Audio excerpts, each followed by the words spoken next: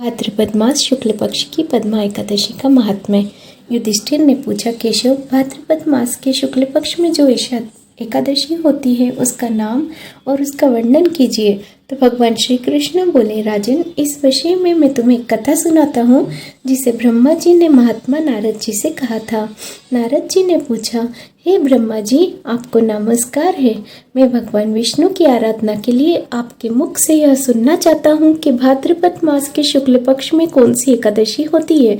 ब्रह्मा जी ने कहा, मुनि श्रेष्ठ, तुमने बहुत उत्तम बात पूछी है।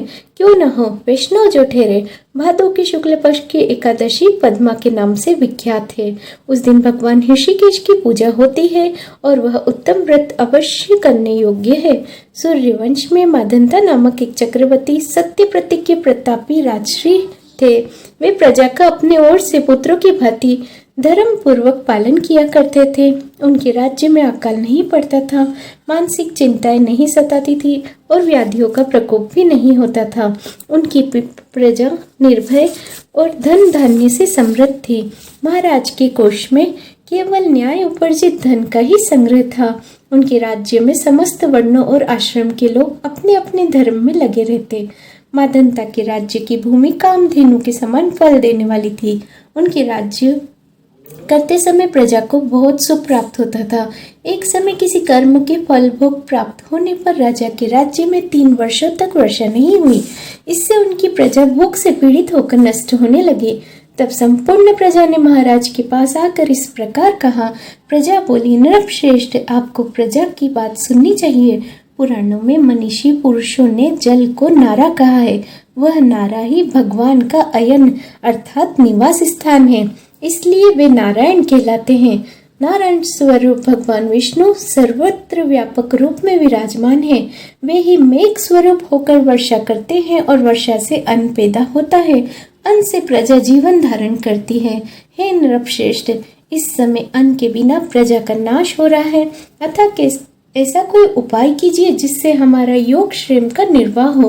राजा ने कहा, आप लोगों का कथन सत्य है, क्योंकि अन्न ब्रह्म कहा गया है और अन्न से प्राणी उत्पन्न होता है और अन्न से जीवन धारण किया जाता है। लोक में बहुधा ऐसा सुना जाता है, पुराणों में भी बहुत विस्तार के साथ वर्णन है कि राजाओं के अत्याचार से प्रजा को पीड़ा होती है। किंतु जब मैं बुद्धि से विचार करता हूँ तो मुझे अपना किया हुआ कोई भी अपराध नहीं दिखाई देता। फिर भी प्रजा का हित करने के लिए पूर्ण प्रयत्न करूंगा।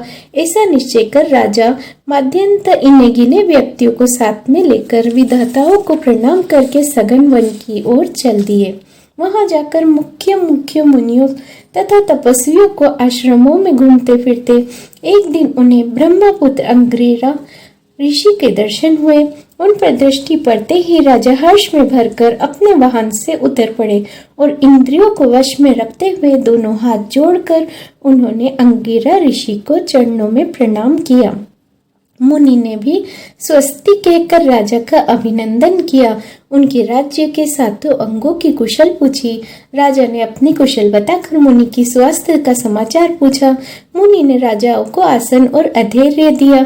उन्हें ग्रहण करके जब वे मुनि समीप बैठे तो उन्होंने इनके आगमन का कारण पूछा।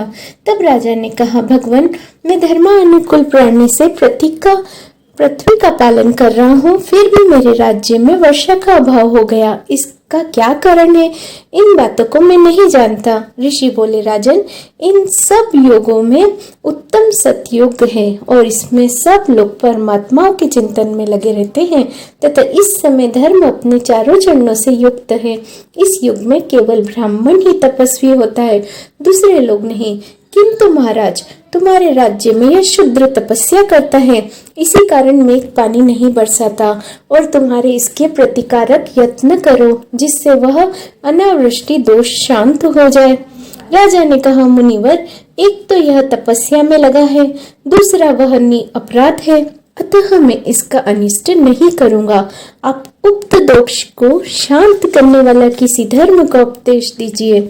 ऋषि बोले, राजन, यदि ऐसी बात है तो एकादशी का व्रत करो। भाद्रपद मास के शुक्ल पक्ष में जो पद्मा नाम से विख्यात एकादशी होती है, उसके व्रत के प्रभाव से निश्चय ही उत्तम वृष्टि होगी। नरेश, तुम अपनी प्रजा और जन के साथ इसका व्रत करो। ऋषि का यह वचन सुनकर राजा अपने घर लौट आए और उन्होंने चारों वर्णों की समस्त प्रजाओं के साथ भादों के शुक्ल पक्ष की पद्मा एकादशी का व्रत किया। इस प्रकार व्रत करने पर मेघ पानी बरसाने लगे, पृथ्वी जल से अपवलित हो गई, हरी भरी खेती सुशोभित हो गई। इस व्रत से प्रभाव से सब लोग सुखी हो गए। भगवान श्री कृष्ण कहते हैं, राजन, इस कारण इस उत्तम व्रत का अनुष्ठान अवश्य करना चाहिए। पद्मा एकादशी के दिन जल से भरे हुए घड़े को वस्त्र से ढककर दही चावल के साथ ब्राह्मण को दान देना चाहिए। साथ ही छाता और जूता भी देना चाहिए। दान करते समय इस मंत्र का उच्चारण करना चाहिए।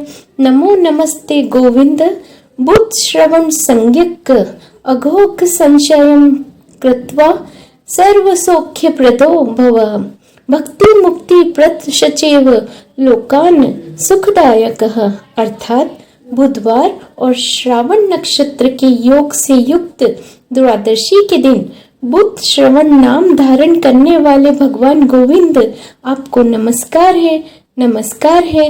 मेरी पाप राशि का नाश करके आप मुझे सब प्रकार के सुख प्रदान करें और आप पुण्यात्माओं को भोग और मोक्ष प्रदान करने वाले तथा सुखदायक है। राजन, इसके पढ़ने और सुनने से मनुष्य सब पापों से मुक्त हो जाता है। जय श्री कृष्ण।